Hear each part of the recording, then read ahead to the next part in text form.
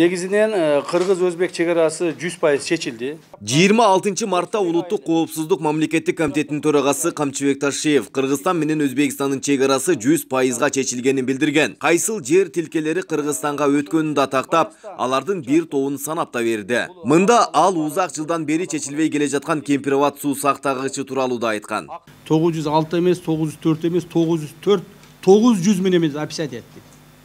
900 менен описать эткенде территория, водохранилище территориясы кыскарды, суунун территориясы кыскарды.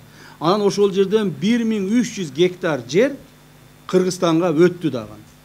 Ошондо 5700дөн 1300 алса, 4400 гектар жер суунун үстүндө калды. Бирок Өзбек тарап бизге 1973 жылы бизге компенсация катары 4100 гектар жерди уже берген. Демек 300 гектар жер бизге компенсация бериш керек дагы. Бирок ошол 300 гектар жердин ордуна Кудай буйрса как компенсация биз 1000 гектар жерди алдык. Мына өзгөн Сузак район жерлеринен. Граница дагы жакшы болгон турат. Кудай кааласа мына бийлик киришти, абдан киришип атат. Буга биз сүйүнүп атабыз. Туратбек Маматов учурда 71 жашта. Бала чагы ушул Кемпироват суу сактагычынын аймагында өткөн. Суунун көлөмү көп болгондуктан мында эгин эгүү мүмкүн эмес эле деген айыл тургуну учурда чегара маселеси жакшы жагына чечилүү астында турат деп баалайт. Мурунку ошол эгип жүргөн жерини эгишип атат. Бирок граница дагы жакшы болгон турат. Кудай кааласа мына бийлик киришти, абдан киришип атат. Буга биз сүйүнүп атабыз. Эл анан өтүп кетти, наркы баркы айткандар эчтеке билбейт алар. Жерди өзү кайер экенин тааныбайт дагы. Азыр бу жерде апыртып наркы баркы эми оозу кал жетпегенде айта беришин кажаты жок, уят болот. Мындан кийин муну айтпагыла. Эч качан мындай жаңжалдын апыртмай бирөөгө жала жапкан токтотуш керек. Уят деген сөздүн маанисин өзү түшүнбөгөн адамдар айтып атат муну. Келип, көрүп, анан айтсын, ого чейин айтпагыла. Кемпироват суу сактагычындагы сууну айыл тургундары колдонууда маселе жаралып келген. Анткени Өзбекстан мамлекетинин чегара кызматкерлери уруксаат берген эмес. Учурда эки тараптуу сүйлөшүүдөн кийин толугу менен пайдаланууга мүмкүндүгү белгиленген. Ошо биринчи тоскондо ана кызылдын көпүрөгүнө чейин жеткен. Суу келген жер Өзбекстандык болуп, суу кеткен жер биз пайдаланып жүргөнбүз. Анан балыкчыларыбыз şu balık tutup tirikçilik kılganlar da var.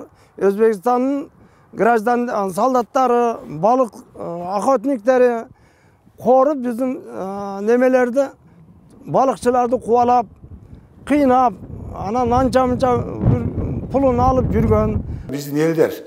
Bu su saktagычка mal сугарганы, суу ичкени, балык чарба, балык уулаганы, башка ар кандай жумушту жасаса боло берет. Бул жерде Өзбек тарап ушундай эмелердин кепилдик берип, мунуну эч качан тоспойт.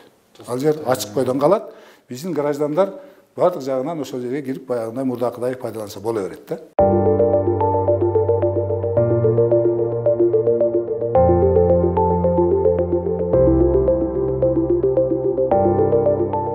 Кемпироват суу сактагычынын аймагы Өзгөн районунун баш дөбө айыл өкмөтүнүн карамагында. Учурда айыл өкмөт тарабынан түшүндүрүү иштери жүргүзүлүүдө. Айыл башчысы бурмаланган маалыматтарга ишенбөөгө чакырат. Биздин мамлекетибиздин ошол жетекчилери баары кол койгондо официально мындай документтер келди бизге. Эми бүгүндөн баштап ушул границалар мондой болуп өзгөрөт деп түшүндүрүү иштерин жүргүзө алабыз.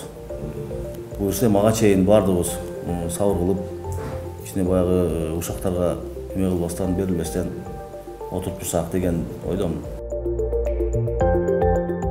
Учурда маселе оң тарабына чечилүү астында турганда, саясий серепчилер да өз оюн айтты. Түшүнүп түшүнбөй сүйлөгөндөрдү карап отурсаң,